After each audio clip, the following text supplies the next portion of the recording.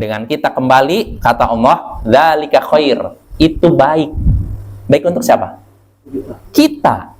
Pertama, kita dapat pahala. Terus kedua, kalau kita naati aturan Allah dan Rasulnya, akibatnya bakal baik.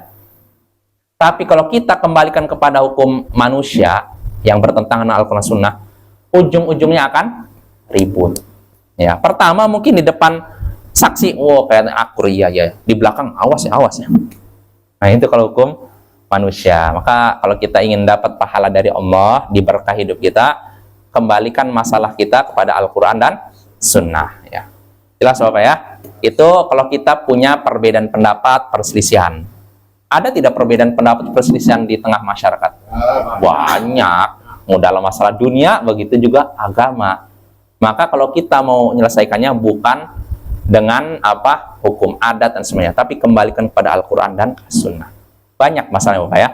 Kalau kita rinci sekarang panjang waktunya. Yang penting itu kaidah. Apapun masalah yang kita perselisihkan, kembalikan pada Al-Quran dan Sunnah. Bukan perasaan. Bukan perasaan. Karena kalau kita kembalikan kepada perasaan kita, perasaan saya dengan perasaan Bapak sama nggak? Beda. Bisa jadi kalau menurut saya, rasanya udah cocok untuk si fulan gini. Tapi menurut yang lain, enggak, itu masih kurang. Ya enggak? Nah ini, jadi dalam masalah agama, kita nggak main perasaan Bapak ya. Kembalikan Al-Quran Sunnah. Kalau kita pakai perasaan, semua orang yang sesat di tengah umat ini, mereka pun merasa benar, nggak ada mereka merasa salah.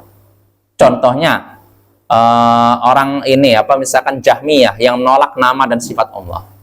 Mereka merasa benar nggak? Benar. Ya. Orang ini Mu'tazilah menolak sifat Allah. Mereka merasa benar tidak? Nah, perasaan mereka benar. Tapi kita beragama bukan pakai ini, tapi pakai Al-Quran Sunnah. Ya. Ini untuk memahami. Akal kita untuk memahami, bukan untuk membenturkan dengan Allah dan membenturkan Al-Quran dengan hadits. Ya, Bapak ya.